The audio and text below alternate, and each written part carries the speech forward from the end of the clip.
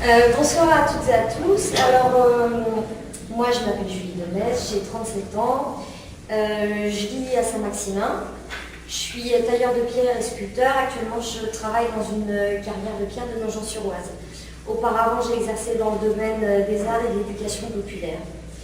Très jeune j'ai développé une conscience politique, mais c'est la première fois que je m'investis dans la vie démocratique.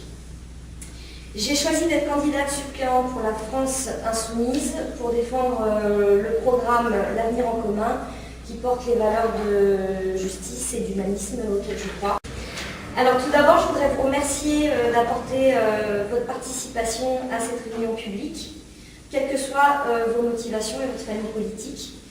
En effet, ce que nous faisons avec le mouvement France Insoumise va au-delà de nos identités culturelles et politiques, puisque les enjeux d'aujourd'hui qui sont le partage des richesses, l'espérance de vie en bonne santé, la paix en Europe et la préservation de l'écosystème humain, sont des enjeux d'intérêt général qui concernent l'avenir de chacun.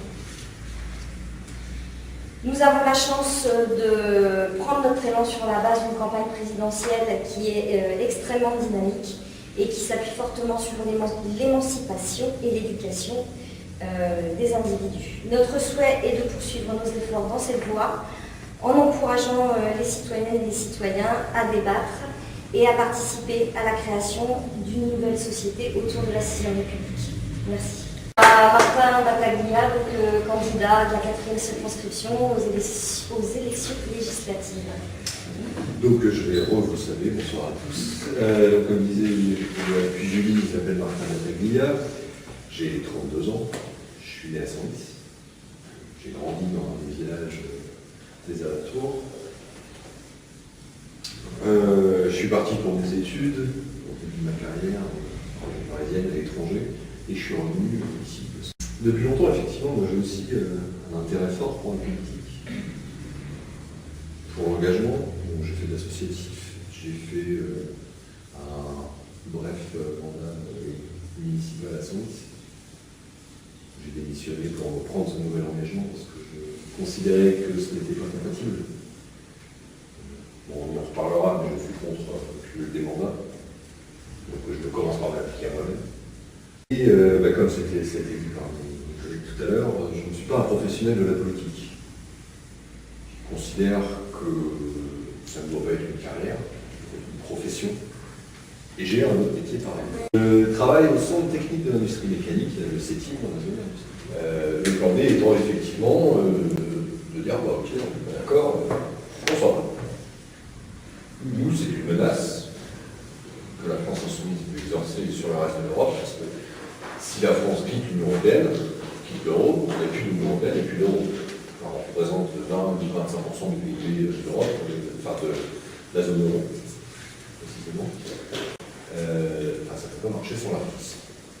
Et alors, nous, c'est ça, c'est pour nous, on aimerait bien que le plan A il soit accepté. Le plan A, il part d'un constat que j'avais déjà fait depuis longtemps, et j'ai l'inspiration. Quand on prend la France insoumise et Jean-Luc Mélenchon, c'est qu'aujourd'hui, l'Europe telle qu'elle s'est créée comme l'Europe des marchés, une Europe purement financière.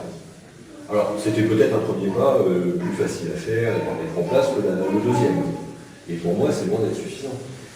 C'est-à-dire que le plan A, c'est de faire une Europe où maintenant on a harmonisé un certain nombre de règles commerciales, on va harmoniser les règles écologiques, les règles sociales, les règles fiscales.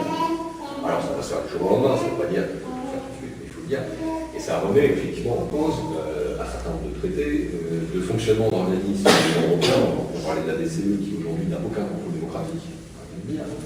Donc avoir une entité politique qui est l'Union européenne, avec une zone monétaire, un pouvoir monétaire, quand même quelque chose de fondamental en économie, sans aucun contrôle démocratique, moi ça me gêne.